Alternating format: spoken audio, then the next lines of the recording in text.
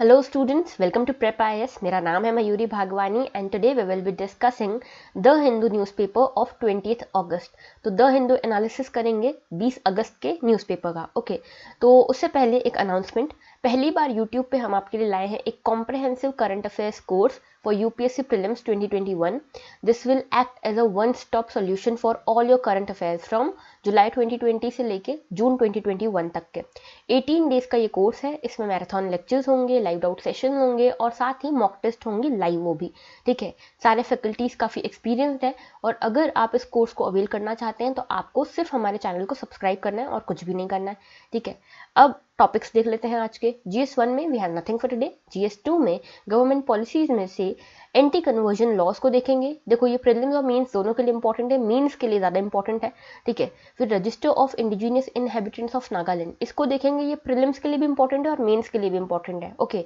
Then IR में Abraham accord को देखेंगे, स्पेसिफिकली फॉर मेंस बहुत इंपॉर्टेंट है, बहुत अच्छा एडिटोरियल है इंटरनेशनल रिलेशंस पे, इसको देखेंगे. GS3 में एग्रीकल्चर में से रिकॉर्ड शुगर एक्सपोर्ट्स, तो शुगर के एक्सपोर्ट बढ़ रहे हैं और उससे क्या इम्पैक्ट आएगा इंडस्ट्री पे, शुगर केन कैसा क्रॉप है, इन सब चीज़ों को देखेंगे एग्रीकल्चर में से. इकोनॉमी में ऑप्टिमिस्टिक असेसमेंट, ये RBI की पॉलिसीज़ को लेकर एक एडिटोरियल है, इसको देखेंगे. और सिक्योरिटी में से डिफेंस स्टार्टअप चैलेंज, ये एक इनिशिएटिव लिया है डिफेंस मिनिस्ट्री ने, इसको देखेंगे, ओके. GS4 में we have nothing for today. Now, today's pinch of positivity. There are no limits to what you can accomplish except the limits you place on your own thinking. तो आप जितनी limits अपनी खुद की thinking पे लगाएंगे कि आप बस यहीं तक अचीव कर सकते हैं, आप ये मान लीजिए कि आप उसके आगे अचीव नहीं कर पाएंगे. What ever limits exist in your mind, okay. तो आप लिमिटलेस हैं और आपको ये मानना पड़ेगा, तभी आप बियॉन्ड लिमिट्स वाली चीज़ों को अचीव कर पाएंगे. So do not set any limits in your mind, okay. With this positivity, let's start for today's lecture. Okay. High court protects interfaith couple from Gujarat law. तो देखो आपको पता होगा कई सारे एंटी कन्वर्जन लॉज आ रहे हैं, ठीक है. कई सारे स्टेट्स जो है वो एंटी कन्वर्जन लॉज लेकर आ रहे हैं. अब ये एंटी कन्वर्जन लॉज क्या है, पहले इसको समझो. एंटी कन्वर्जन लॉज ये कहते हैं कि कोई भी मैरिज अगर फोर्स्ड कन्वर्जन के बेसिस पे हुई है तो वो मैरिज वॉइड हो जाती है. यानी कि अगर कोई A पर्सन है जो किसी एक रिलीजन से बिलोंग करता है और एक B पर्सन है जो किसी दूसरे रिलीजन से बिलोंग करता है, for example Hindu and Muslim, for example, okay. तो अगर इनके बीच में शादी होती है और ये बाद में पता चलता है कि A ने B को फोर्स किया था या B ने A को फोर्स किया था फॉर द मैरिज, तो यहाँ पे फोर्स्ड रिलीजियस कन्वर्जन के बेसिस पे, यानी कि A ने B को या B ने A को फोर्स किया था अपना रिलीजन चेंज करने के लिए फॉर द मैरिज, तो उस मैरिज को यहाँ पे वॉइड माना जाएगा, यानी कि उसे नकार दिया जाएगा, उसे मैरिज माना ही नहीं जाएगा. ये कहता है एंटी कन्वर्जन लॉ.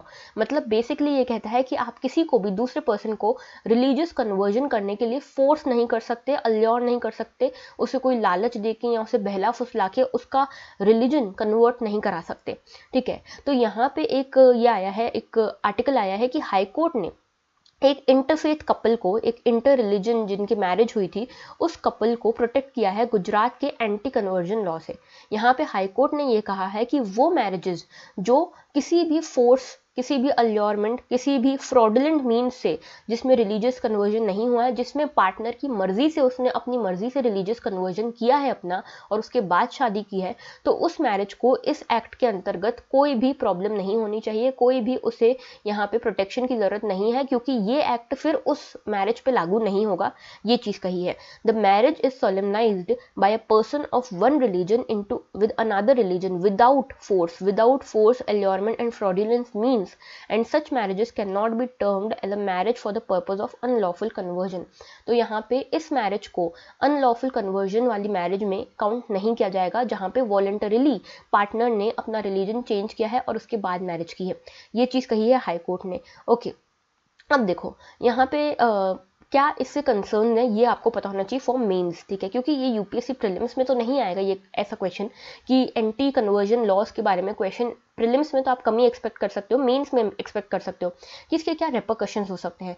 देखो इसका पॉजिटिव तो ठीक है कि बहुत सारे ऐसे केसेस होते हैं जहाँ पे रिलीजियस कन्वर्जन फोर्स्ड बेसिस पे कराया जाता है, ठीक है, लेकिन यहाँ पे काफ़ी सारे इसके डिसएडवांटेजेस भी हैं, ठीक है, काफ़ी सारे उल्टे रिपरकशंस भी हो सकते हैं। जैसे पहली चीज़, यहाँ पे सेक्युलरिज्म का वायलेशन हो रहा है। कई सारे रिलीजियस कन्वर्जन होते हैं जो वॉलंटरीली होते हैं, जहाँ पे मैरिजेस वॉलंटरीली होती हैं, तो वहाँ पे भी अगर आप ये वाली चीज़ें लगाने लग जाओगे ऐसे एंटी कन्वर्जन लॉज, तो ये तो सेक्युलरिज्म के अगेंस्ट जाता है, ठीक है। लॉ जो है वो सभी रिलीजन्स को एक जैसा दिखता है, लॉ किसी भी एक रिलीजन के फेवर में या एक रिलीजन के बायस में नहीं दिखता, ठीक है। तो सेक्युलरिज्म को वायलेशन हो रहा है यहाँ पे। देन अगेंस्ट पर्सनल लिबर्टी, जैसा कि इस केस में देखा गया था, एक इंटरफेथ कपल, ठीक है, उनकी मर्जी है कि वो कौन सी रिलीजन को फॉलो करना चाहते हैं। अगर पार्टनर ने अपनी मर्जी से रिलीजियस कन्वर्जन किया है तो फिर यहाँ पे किसी भी लॉ के पास कोई हक नहीं है कि वो उसके इस रिलीजियस कन्वर्जन को फोर्सफुल बता दे, जबकि उसने वॉलंटरली किया हुआ है। तो आर्टिकल 25 टू 28 हमारे राइट टू रिलीजन की बात करता है, और अगर हम ये लॉ को गलत चीज़ों पे यूज़ करते हैं, मिसयूज़ करते हैं इस लॉ का, या फिर उन लोगों के ऊपर लगाते हैं जिनका फोर्स्ड कन्वर्जन नहीं हुआ है, तो ये अगेंस्ट पर्सनल लिबर्टी हो जाता है, अगेंस्ट फंडामेंटल राइट्स हो जाता है। ओके, देन सुप्रीम कोर्ट के कई सारे जजमेंट आए हैं, जैसे कि के एस पुट्टास्वामी केस में भी ये कहा गया था, जो राइट टू प्राइवेसी के लिए जो केस आया था ना, के एस पुट्टास्वामी केस, इसमें राइट टू प्राइवेसी आई, ठीक है, राइट टू प्राइवेसी को आर्टिकल नंबर 21 में जोड़ा गया, लेकिन इसमें यह भी कहा गया कि article 21 also includes right to marry the person of choice, ठीक है। तो हर पर्सन के पास ये राइट है, फंडामेंटल राइट है कि वो अपना जो भी जिससे भी मैरी करना है उसको वो अपनी चॉइस से कर सकता है। तो यहाँ पे एंटी कन्वर्जन लॉ से ये जो हमारा फंडामेंटल राइट है वो भी यहाँ पे कर्ब हो रहा है according to Supreme Court judgements. Okay, then reverse burden of proof. देखो सपोज कि ए और बी ने शादी कर ली, अलग अलग रिलीजन से बिलोंग करते थे, किसी एक ने अपना रिलीजन चेंज कर लिया, इनके ऊपर इनके इन लॉज ने, यानी कि ए या बी में से किसी के घर वालों ने ये चार्जेस लगाए कि ए ने ज़बरदस्ती बी से शादी की है या बी ने ज़बरदस्ती ए से शादी की है। तो यहाँ पे अब जो प्रूफ का बर्डन आता है ना, वो ए और बी के ऊपर आता है कि नहीं हमारी शादी वॉलंटरीली हुई है, तो रिवर्स बर्डन है यहाँ पे। देखो वैसे क्या होता है कि अगर ए के ऊपर कोई पर्सन है स्टार, ठीक है, इसके ऊपर कोई चार्जेस लगाए हैं, ठीक है, तो अब प्रूव किसको करना पड़ेगा। सपोज इसके ऊपर चोरी के चार्जेस लगाए हैं, तो प्रूव किसको करना पड़ेगा, किसने चोरी की है, जिसने चार्जेस लगाए हैं उसको प्रूव करना पड़ेगा। ये पर्सन जो है this is innocent till proven guilty. तो यहाँ पे ऐसा होता है यूजुअली लॉ में, लेकिन यहाँ पे इनको गिल्टी मान लिया गया है और अब इनके ऊपर बर्डन है कि आप प्रूव कीजिए कि आपकी शादी वॉलंटरीली हुई है। तो यहाँ पे रिवर्स बर्डन हो गया प्रूफ का। तो direct violation of the right to be deemed innocent until proven guilty. समझ आया ये वाला पॉइंट, ठीक है। Then deep rooted prejudice. देखो हमारे इंडिया में सोशली देखा जाए तो कुछ एविल्स एग्जिस्ट करते हैं, जैसे कि कास्ट, रिलीजन, ये सारे बहुत ज़्यादा हम इसमें घुस चुके हैं। तो inter caste marriages, inter faith marriages, inter religious marriages के ऊपर बहुत ज़्यादा प्रीजुडाइज माना जाता है, और इन सभी को एक तरह से एक बहुत बड़ा टैबू माना जाता है आज के टाइम में भी। तो ये एक प्रीजुडाइज है जो डीप रूटेड है, बहुत पुराने टाइम से आया है, हिस्टोरिकल टाइम से, और अभी तक चल रहा है। तो ये सारे इसके नेगेटिव्स भी हैं, ठीक है, एक इसका नेगेटिव मैनिफेस्टेशन भी है इन तरह के लॉस का। तो ये आपको पता होना चाहिए फॉर मेंस। ऑलराइट, देन आगे बढ़ते हैं नेक्स्ट इशू की तरफ। Nagaland CM alleges fears over RIIN। तो देखो यहाँ पे ये न्यूज़ इतनी इंपॉर्टेंट नहीं है हमारे लिए जितना ये इशू इंपॉर्टेंट है। RIIN क्या है? Register of indigenous inhabitants of Nagaland. तो देखो ये क्या है, register of indigenous inhabitant of Nagaland. इसको माना जा रहा है वेरिएंट ऑफ NRC। देखो NRC आप सभी को पता होगा, आसाम में एक NRC पास हुई है, नेशनल रजिस्टर ऑफ सिटीजन बनाया गया है, ठीक है, जिसमें वहाँ के जो एक्चुअल सिटीजन हैं, नेटिव सिटीजन हैं, उनको रखा गया है। जो बाकी माइग्रेंट्स हैं, एक थ्रेशोल्ड डेट के बाद जो माइग्रेट करके यहाँ पे आए थे आसाम में, उन सबको इस NRC से बाहर कर दिया गया है और उनको यहाँ का सिटीजन नहीं माना गया है, ठीक है। तो ये आसाम का NRC है, उसी के बेसिस पे माना जा रहा है कि RIIN जो है ये इसका वेरिएंट है। अब गवर्नमेंट कई सारी दलीलें दे रही है, हम देख लेते हैं RIIN है क्या। तो देखो ये क्या है, इसमें बेसिकली एक सर्वे किया जाएगा कि यहाँ के इंडिजिनियस ट्राइब्स का पार्ट कौन कौन है, ठीक है। तो यहाँ पे कुछ इंडिजिनियस ट्राइब्स हैं। नागालैंड जो है मोस्टली एक ट्राइबल स्टेट है और यहाँ पे कई सारी इंडिजिनियस ट्राइब्स हैं, लेकिन माइग्रेशन होने के बाद कई सारी दूसरी कम्युनिटीज़ में यहाँ पे आ गई, जिसके कारण डेमोग्राफी का कहते हैं कि डेमोग्राफी काफ़ी ज़्यादा डिस्टर्ब हो गई थी। तो यहाँ पे RIIN जो बना रहे हैं, ये इंडिजिनियस ट्राइब्स को प्रोटेक्ट करने के लिए, इनके कल्चर को प्रोटेक्ट करने के लिए बनाया जा रहा है। अब ये क्या है, इसमें इंडिजिनियस ट्राइब्स के जितने भी लोग आते हैं उनको रखा जाएगा, बाकी सबको बाहर कर दिया जाएगा। ये कैसे प्रिपेयर होगा, will be prepared after an extensive survey. ठीक है, with the help of village wise and ward wise list. तो विलेज वाइज और वार्ड वाइज लिस्ट के हिसाब से यहाँ पे एक्सटेंसिव सर्वे होगा इंडिजिनियस इनहेबिटेंट्स का। ठीक है, और उसके बाद उनको इस लिस्ट में रखा जाएगा या नहीं रखा जाएगा उसको देखेंगे। Then no a fresh indigenous inhabitant certificate will be issued. तो इस RIIN के बनने के बाद कोई और इसमें कोई भी पर्सन को ऐड नहीं किया जाएगा।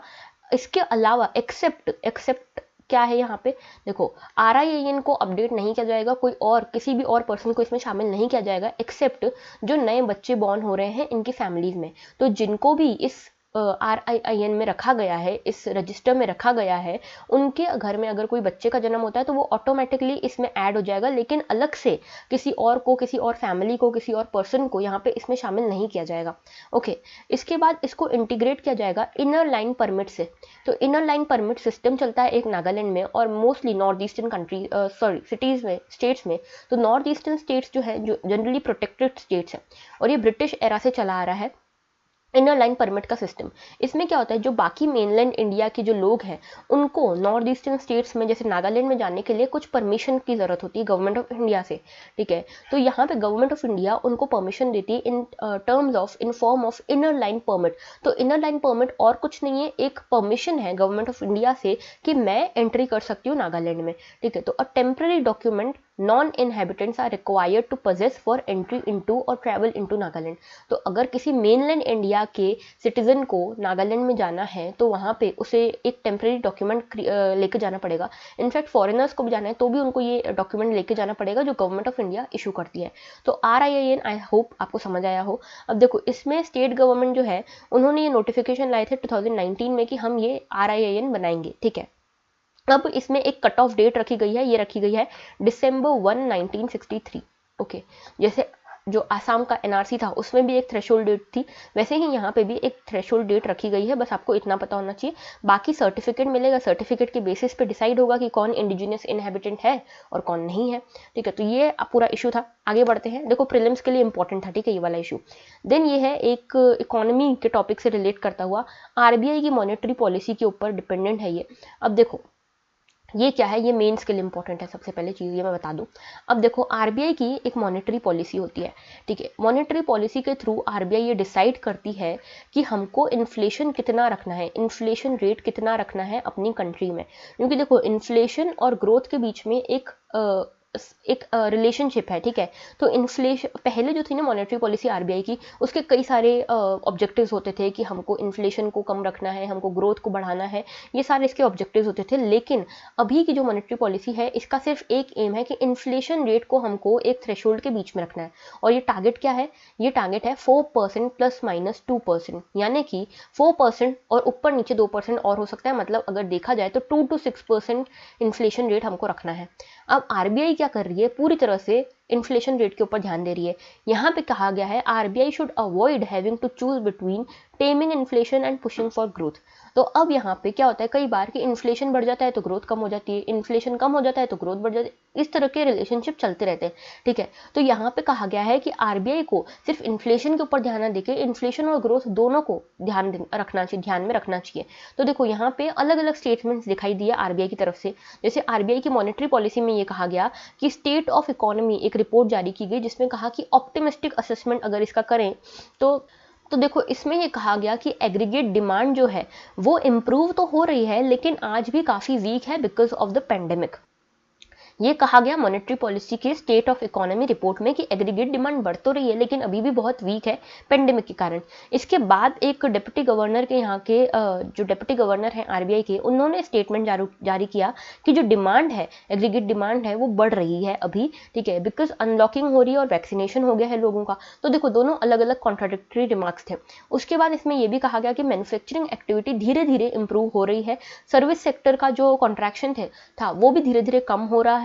और इसके साथ इन्होंने कई सारे इंडिकेटर्स की बात की, जैसे ई-वे बिल्स अब जनरेट हो रहे हैं, मतलब ट्रेड बढ़ रहा है स्टेट्स के बीच में, टोल कलेक्शन यहाँ पे अच्छा हो रहा है, मतलब कि मूवमेंट बढ़ रहा है लोगों का यहाँ पे। उसके बाद फ्यूल कंजप्शन अच्छा हो रहा है, ऑटोमोबाइल के डिस्पैचेस अच्छे हो रहे हैं, रजिस्ट्रेशन अच्छा हो रहा है, रेल फ्राइट वॉल्यूम बढ़ रहा है। ठीक है, तो इस हिसाब से ये दिख रहा है कि इकोनॉमी तो अब चलने लगी है।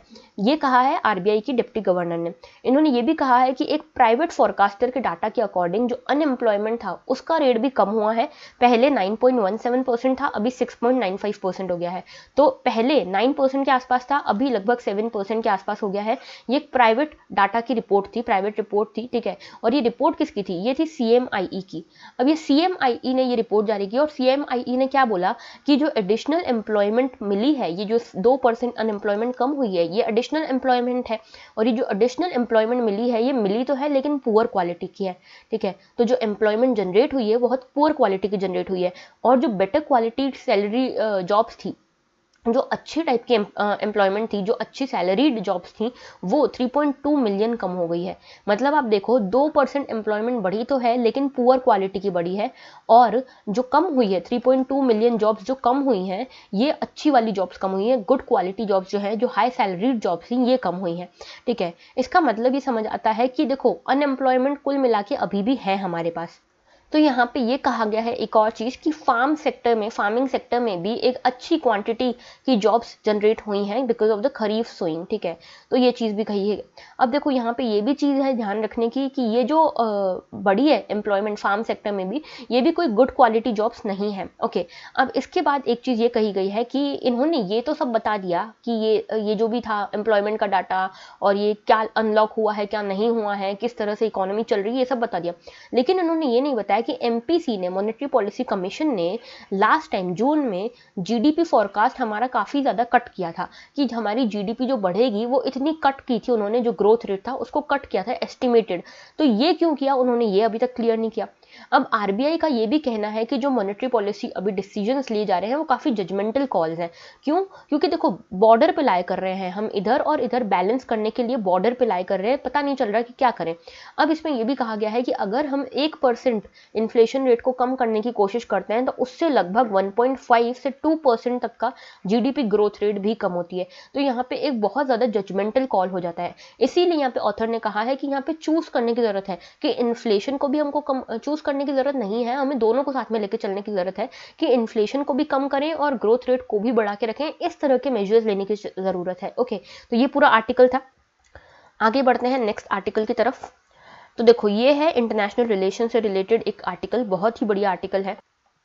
Abraham accord as India's West Asia bridge. तो एक अकॉर्ड साइन हुआ था वेस्ट एशियन कंट्री में जिसको कहते हैं अब्राहम अकॉर्ड। इस एडिटोरियल में ये कहा गया है और प्रूव किया गया है कि किस तरह से ये अकॉर्ड जो साइन हुआ है, ये एग्रीमेंट जो साइन हुआ है, ये इंडिया के लिए एक वेस्ट एशिया की तरफ ब्रिज हो सकता है। मतलब देखो ये है हमारा इंडिया, यहाँ आता है कहीं वेस्ट एशिया में, मैप दिखाऊंगी अभी आपको। तो यहाँ से हमको अगर वेस्ट एशिया तक पहुँचना है फॉरेन पॉलिसी के टर्म्स में, तो ये जो अब्राहम अकॉर्ड है ना, ये एक ब्रिज का काम करेगा हमारे लिए, ठीक है। अब देखो अब्राहम अकॉर्ड क्या है पहले ये समझ लो। देखो ये जो अब्राहम अकॉर्ड है ये एक एग्रीमेंट है दो कंट्रीज के बीच में फुल डिप्लोमेटिक रिलेशंस को इस्टेब्लिश करने के लिए। देखो वेस्ट एशिया की जो कंट्रीज हैं इसमें बहुत ज़्यादा पोल्स बने हुए हैं, जैसे एक पोल है ईरान का, एक है इजराइल का और एक है सऊदी अरेबिया का, ठीक है। अगर हम इंडिया की फॉरेन पॉलिसी के हिसाब से देखें तो जो ये पोल्स हैं यहाँ पे, इसके कारण क्या हो जाता है ना, इंडिया का डील करना वेस्ट एशिया से बहुत ज़्यादा डिफिकल्ट हो जाता है कि किसको खुश रखें, किसके साथ क्या ट्रेड करें, ओके। तो इन तीनों पोल्स को हमको अब खुश रखना है। लेकिन अब तीनों पोल्स को खुश कैसे रखें, तीनों की आपस में नहीं बनती, ठीक है। तो यहाँ पे जो अब्राहम अकॉर्ड साइन हुआ है वो यूएई और यूएई और इजराइल के बीच में हुआ है। देखो यूएई जो है ना वो सऊदी अरेबिया की साइड रहता है, ओके। तो यूएई और इजराइल के बीच में एक अकॉर्ड साइन हुआ है, ठीक है। मतलब कि चलो दो पार्टीज तो कम से कम थोड़ा बहुत साथ आई।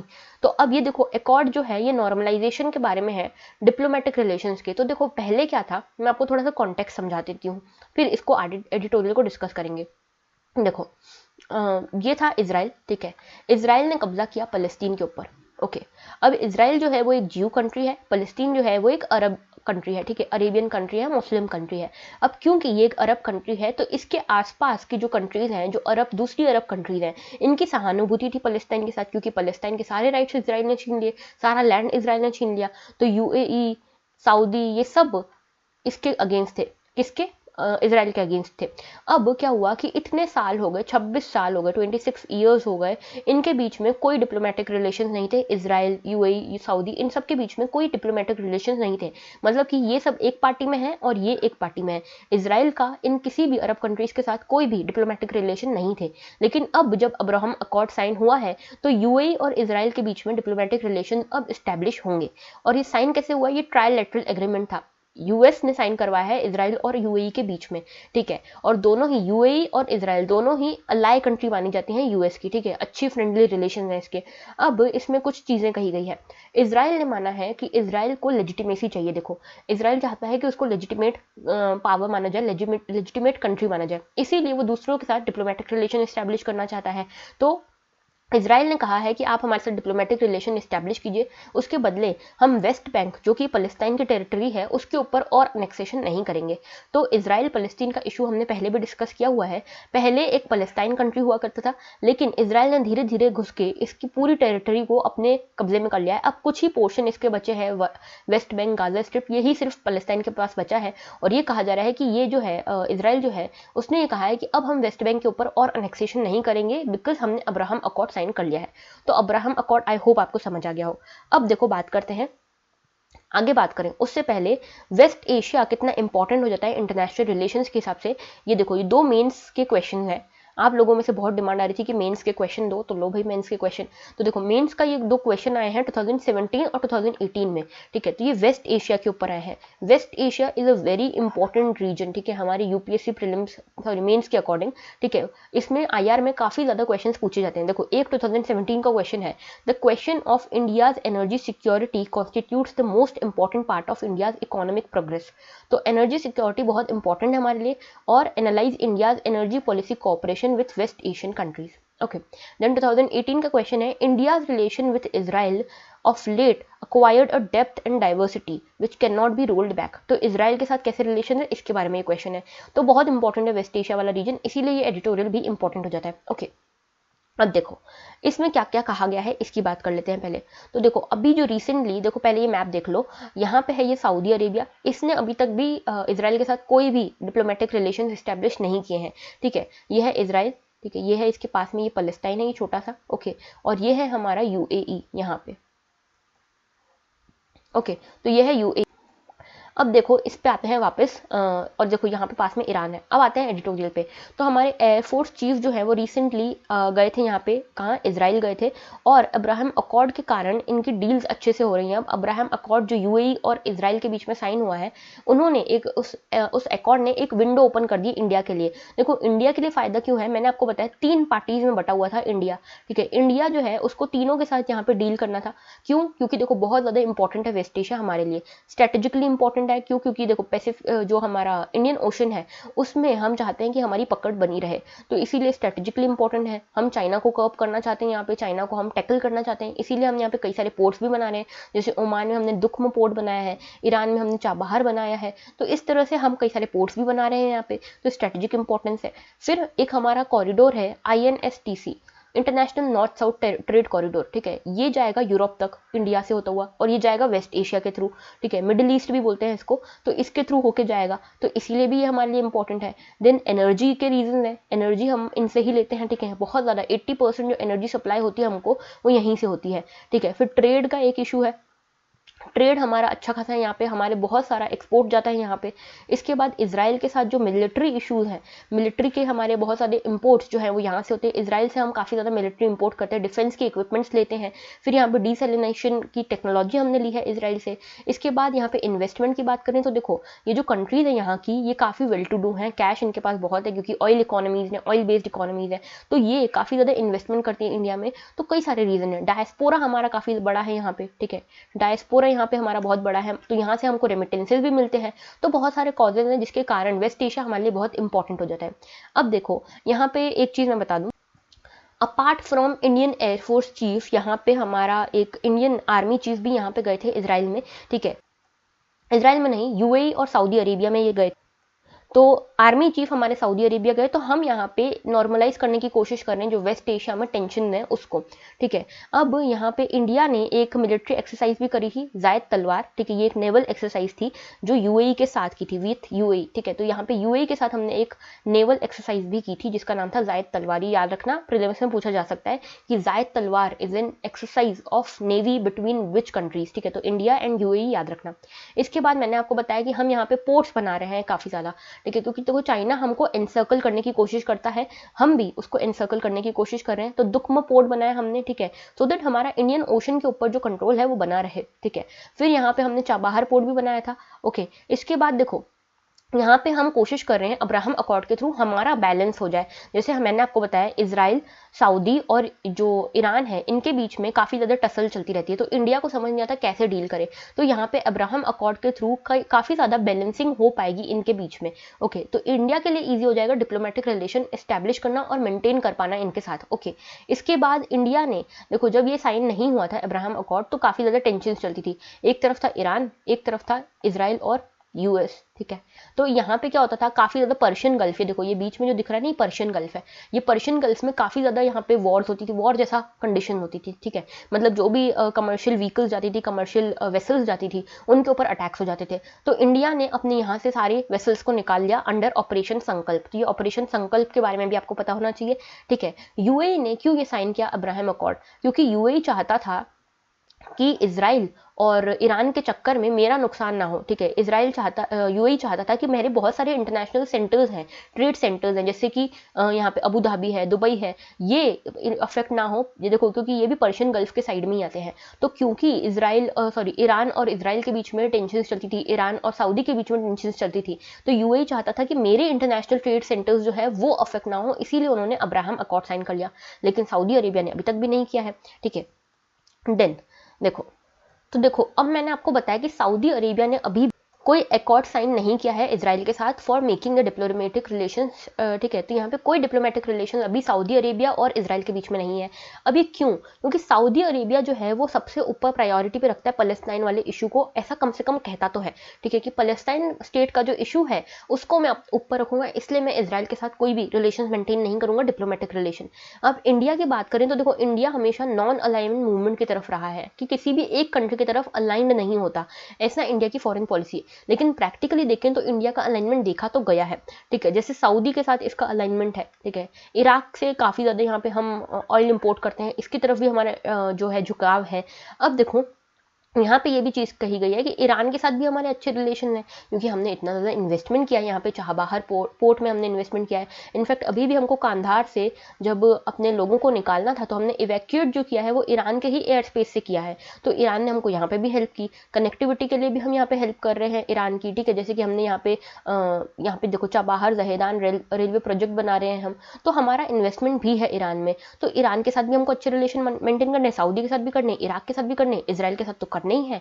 तो हर तरफ से हमको करने हैं। लेकिन हमारे सामने कुछ चैलेंजेस भी हैं, जैसे कि यूएस के सैंक्शंस। यूएस ने बीच में ईरान के ऊपर सैंक्शंस लगा दिए थे, जिसके कारण हम ईरान के साथ डायरेक्टली ट्रेड नहीं कर पा रहे थे, जिसके कारण ईरान और इंडिया के रिलेशन में भी खटास आ गई, ठीक है। देन टेंशंस बिटवीन इजराइल, ठीक है। तो एक ईरान और इजराइल के बीच में भी टेंशन है। तो मैंने आपको बताया ना, 3 पार्टीज हैं, इनके बीच में टेंशन चलती रहती है और इनके बीच में तो हमको बैलेंस करना है।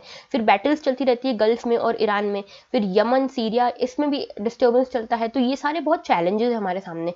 और अगर अब्राहम अकॉर्ड जैसे और भी अकॉर्ड साइन हो जाते हैं तो इंडिया के लिए बहुत फायदे की चीज़ है, क्योंकि फिर ही हम वेस्ट एशिया तक अपना गेटवे बना पाएंगे, ओके। तो ये जो है इंडिया का स्ट्रेटेजिक प्ले वेस्ट एशिया में कैसा होता है, ये रिफ्लेक्ट करेगा कि हम इकोनॉमिकली कितनी ग्रोथ कर रहे हैं यूजिंग आर फॉरेन पॉलिसी। तो इसीलिए वेस्ट एशिया बहुत इंपॉर्टेंट हो जाता है, ठीक है। तो I hope this editorial is okay with you, ठीक है। तो आप ओके हो इस एडिटोरियल से, आई एम सॉरी।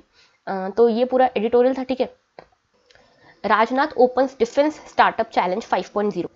तो राजनाथ सिंह जो हमारे डिफेंस मिनिस्टर हैं, इन्होंने डिफेंस स्टार्टअप चैलेंज खोला है 5.0 का, ठीक है। तो स्टार्ट किया है ये, तो 5th एडिशन है ये, डिफेंस इंडिया स्टार्टअप चैलेंज, डिस्क कहते हैं इसको, under innovation for defence excellence, defence innovation organisation. तो देखो आईडेक्स DIO इसको कहते हैं, ठीक है, इनोवेशन फॉर डिफेंस एक्सीलेंस और डिफेंस इनोवेशन ऑर्गेनाइजेशन, इसके अंतर्गत ये डिफेंस इंडिया स्टार्टअप चैलेंज है, ठीक है, ये याद रखना है आपको। अब देखो इसमें क्या है, इसमें बात की गई है कि हमको स्टार्टअप्स और एमएसएमईज को सपोर्ट करना है। क्यों सपोर्ट करना है? सो दैट ये डिफेंस से रिलेटेड जो भी इनका इनोवेशन है, जो भी सॉल्यूशन है, जो भी प्रोडक्ट्स हैं, उसको ना सिर्फ डेवलप कर पाए, उसका प्रोटोटाइप डेवलप कर पाए, उसके साथ साथ इसका कमर्शियलाइजेशन भी कर पाए। तो प्रोटोटाइप्स क्रिएट करने में, इनके प्रोडक्ट्स को कमर्शियलाइज करने में, इसके लिए हमको हेल्प करनी है स्टार्टअप्स और एमएसएमईज की। और किस सेक्टर से रिलेटेड? नेशनल डिफेंस और सिक्योरिटी से रिलेटेड जो भी प्रोडक्ट्स होंगे, इनके जो भी इनोवेशन होंगे, उसको हेल्प करनी है हमको, उनको सपोर्ट करना है, ठीक है। मिनिस्ट्री ऑफ डिफेंस का इनिशिएटिव है और ये पार्टनरशिप में है विद अटल इनोवेशन मिशन। तो अटल इनोवेशन मिशन के साथ इसको पार्टनरशिप में लॉन्च किया गया है, ठीक है। अब दो विजन है इसके, एक तो है प्रोटोटाइपिंग और एक है कमर्शियलाइजिंग। देखो कोई भी चीज आप बनाते हो तो उसका प्रोटोटाइप डेवलप करने के लिए, प्रोटोटाइप यानी कि उसका मॉडल डेवलप करने के लिए आपको कुछ सपोर्ट चाहिए होता है, स्पॉन्सरशिप चाहिए होती है, पैसे चाहिए होते हैं। तो उसके लिए एक तो सपोर्ट करेगी प्रोटोटाइप डेवलप करने के लिए डिफेंस मिनिस्ट्री इनको, ठीक है, ये जो प्रोजेक्ट है, जो चैलेंज है, ये आपको सपोर्ट करेगा। और दूसरा कमर्शियलाइजेशन, मतलब प्रोडक्ट बन गया, उसके बाद आपको उसका मार्केट ढूंढना है, आपको उसको बेचना है, तो उसके लिए भी आपको हेल्प करेगा ये डिस्क जो चैलेंज है ये, ठीक है। और इस प्रोग्राम के अंतर्गत स्टार्टअप्स भी आ सकते हैं, इंडियन कंपनीज आ सकते हैं, इंडिविजुअल इनोवेटर्स आ सकते हैं, रिसर्च एंड एकेडमिक इंस्टीट्यूशंस भी आ सकते हैं। तो ये सब इसके लिए एलिजिबल लोग हैं, ठीक है, एलिजिबल ऑर्गेनाइजेशन या लोग जो भी बेनिफिशियरीज हैं वो सब ये है, ठीक है। तो ये आपको पता होना चाहिए। देन आगे बात करते हैं नेक्स्ट हमारे आर्टिकल की। ये लास्ट आर्टिकल है, record sugar exports help reduce cane dues. तो देखो इशू क्या है, पहले ये समझाती हूँ। शुगर केन, ठीक है, शुगर केन से बनता है शुगर, ठीक है। अब ये जो शुगर बनता है, अब जो इंडस्ट्रीज होती थी, जो वो होती, जो शुगर बनाने वाली इंडस्ट्रीज होती थी, वो शुगर केन खरीदती थी फार्मर से, ठीक है। अब शुगर केन खरीदने के बाद शुगर को प्रोड्यूस किया जाता था, शुगर बनाई जाती थी। अब शुगर जो हमारे देश में कंज्यूम होती है, वो कंज्यूम होने से ज़्यादा हमारा प्रोडक्शन है, तो हमारा जो प्रोडक्शन है वो हमारे कंजप्शन से ज़्यादा है।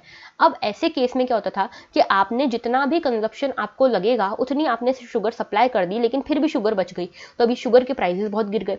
तो शुगर मिल्स जो होती थी, इनके पास पैसा ही नहीं बचता था, शुगर केन फार्मर्स को ये क्या दे, क्योंकि शुगर के प्राइसेस इतने गिर जाते थे, क्योंकि कंजप्शन जो है, डिमांड जो है वो उतनी नहीं है जितना प्रोडक्शन है। तो प्रोडक्शन ज़्यादा है, यानी कि सप्लाई ज़्यादा है डिमांड से, तो क्या होता है, पैसा गिर जाता है, उसका प्राइस गिर जाता है। तो ऐसे केस में क्या हुआ कि यहाँ पे शुगर मिल्स जो थी वो शुगर के फार्मर्स को वापस पैसे दे ही नहीं पाती थी जितने उनके बनते थे।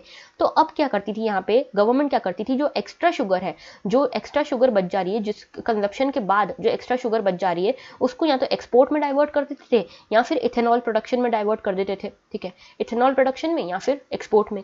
तो इस साल क्या हुआ है, इस बार रिकॉर्ड एक्सपोर्ट हुआ है, ठीक है, मतलब लगभग 60 लाख टन का एक्सपोर्ट हुआ है, जिसके कारण इंडस्ट्रीज के पास काफ़ी पैसा है और इसीलिए जो उनके शुगर केन ड्यूज हैं, जो उनको फार्मर्स को लौटाने हैं, वो अब आराम से इंडस्ट्रीज लौटा पाएंगी, ये चीज़ कही गई है। तो देखो 60 लाख टन एक्सपोर्ट हुआ है, ठीक है, दिस इज रिकॉर्ड, 10 टाइम्स हुआ है, ठीक है, 10 टाइम्स हुआ है। 2017-18 में जो एक्सपोर्ट हुआ था वो लगभग 6 लाख टन था, आज 60 लाख टन हुआ है, तो लगभग 10 टाइम्स ऑफ 2017-18 हुआ है यहाँ पे एक्सपोर्ट। अब देखो शुगर केन की बात करें तो शुगर केन के बारे में थोड़ा सा देख लेते हैं।